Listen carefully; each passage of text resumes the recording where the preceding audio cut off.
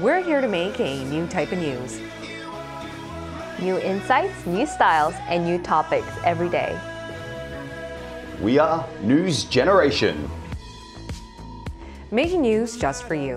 It's November 16th here in Seoul. I'm Suneung, and you're watching News Generation.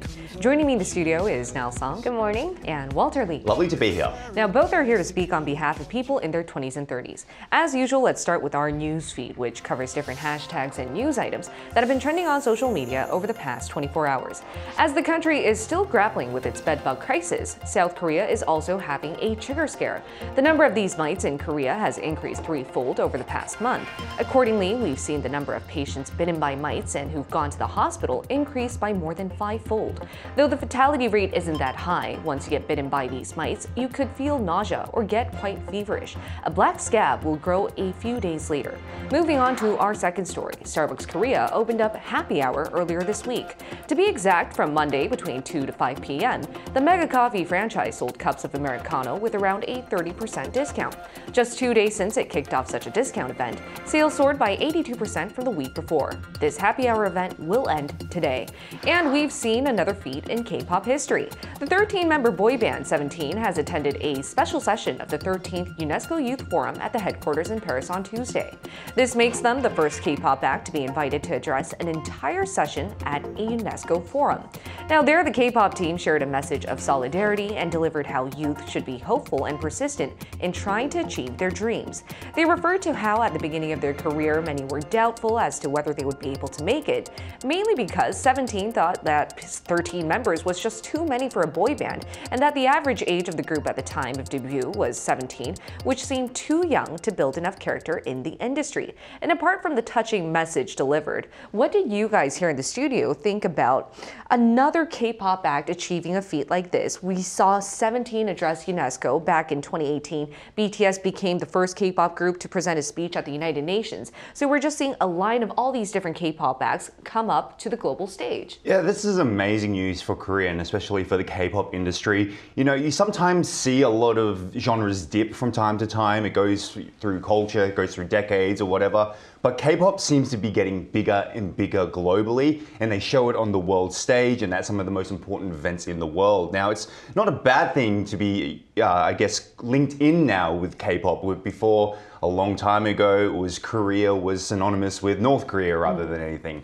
But now it's all about K-pop, it's all about K-dramas, it's all about K-culture, and it's such a good promotion for the country itself. It's a great promotion, and it's a great time to be Korean, as we mentioned a few times. What about you now? Yeah, I'm excited to hear that another ceiling has broken for the K-pop world, and I believe no matter what the medium is, if you become a person of influence, you need to use that to make the world a better place, and they're doing exactly that. And who knew that K-pop would be such a medium, right? I'm so proud to be Korean, and I hope that more areas of such influence would arise. And it's quite interesting to see how entertainment can mesh well with politics and diplomacy, because we're seeing all these K-pop artists that are on the forefront of South Korea's cultural promotion also speak to the global stage about really grave issues like peace, world order, and politics. And now that was our news feed for this Thursday, and let's switch gears to our main discussion topic of the day. Today is the day of Suneung, South Korea's national college entrance exam. And as we're speaking, over 500,000 people are pouring their years of study and dedication into this make-or-break test.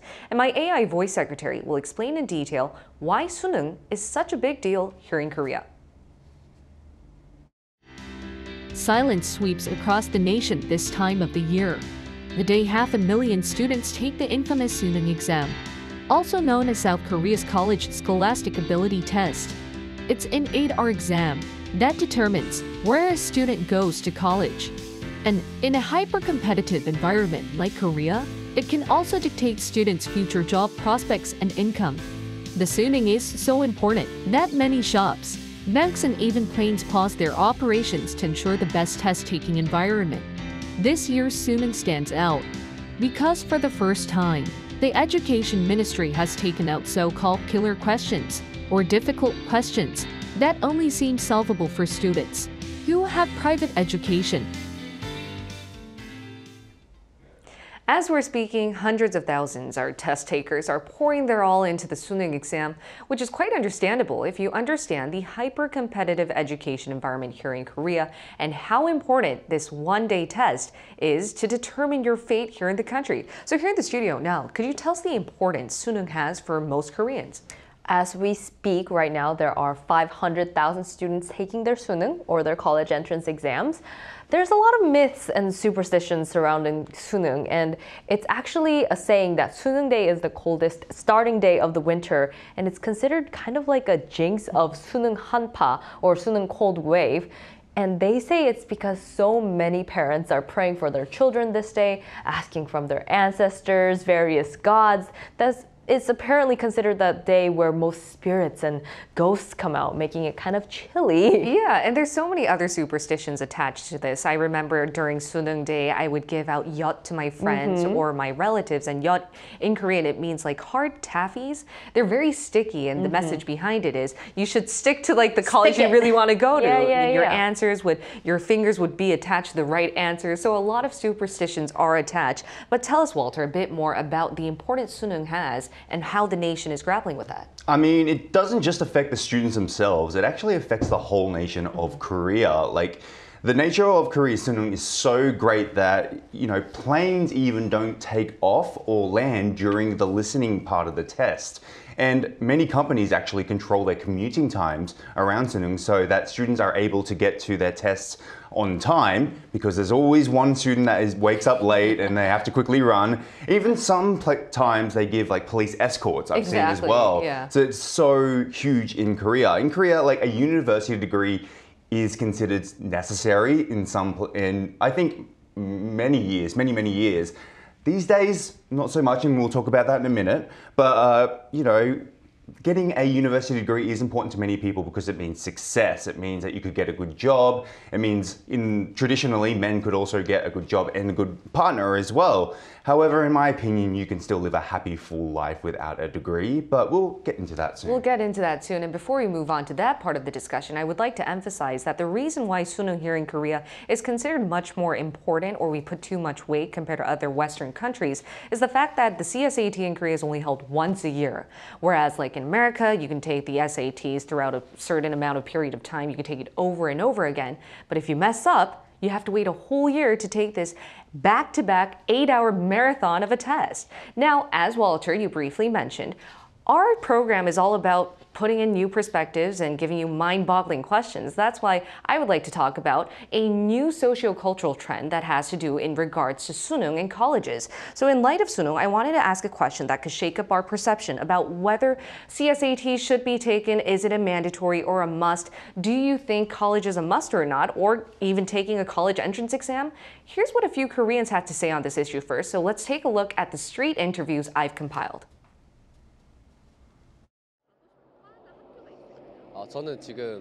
I would like to get into Korea's Air Force Academy one day. For kids like me who have a specific career path or occupation they want, I think college is a must. Because a better ranking college would improve your chances of landing a better job, or it could expand your options. I think it depends on what you want to do with life. If you want to study a specific field like myself, college is a good opportunity for you to learn with high-quality material and lectures. Another bonus is meeting great people. I'm graduating this year with some friendships that I hope will last a lifetime. But for those people who are set with what they want to do with life, and it doesn't include academia, college isn't a must. We are no longer living in times where graduating from a 4-year college is a must. There are so many friends and relatives of mine that choose not to go to college at all and start a business or are going to a vocational school to learn a specific skill set. Of course, there is still that remnant stigma against students who decide not to take the CSAT and go to college, given that we think getting admitted into a university is a part of compulsory education. But I personally think that one shouldn't feel a burden to go to college if it doesn't align with their career path. Korean society still seems to require people to go to college, but kids these days seem to be more creative. They have more potential to try new things. I personally think that as long as you have the courage, you could pave a new way by not going to college. I'm honestly just taking the Suneung this year because I've been part of South Korea's education system my whole life. My parents aren't pressuring me to get into a good school, but I think I should at least go to college to find out what to do with the rest of my life and meet new people. Some may say college is too scholarly, or it may only be beneficial for those who want a career in academia. But I think college opens the gateways for you to network and build lifelong connections. The connections you make at college could definitely help you in the long run when you're looking for a job.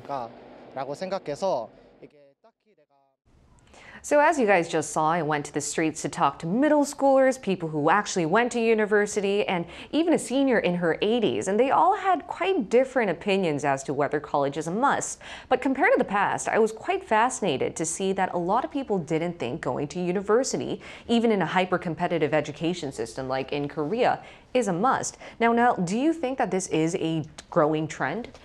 It is, and it is true, but the idea that one should still go to university is still very deeply instilled in us. Let's take a look at this image that we prepared. This is the order of university entrance and enrollment rates in OECD nations. Korea is at number 1, and we had 79% of our students going from secondary education into higher education. Canada has been slowly increasing as well, and it's right behind Korea.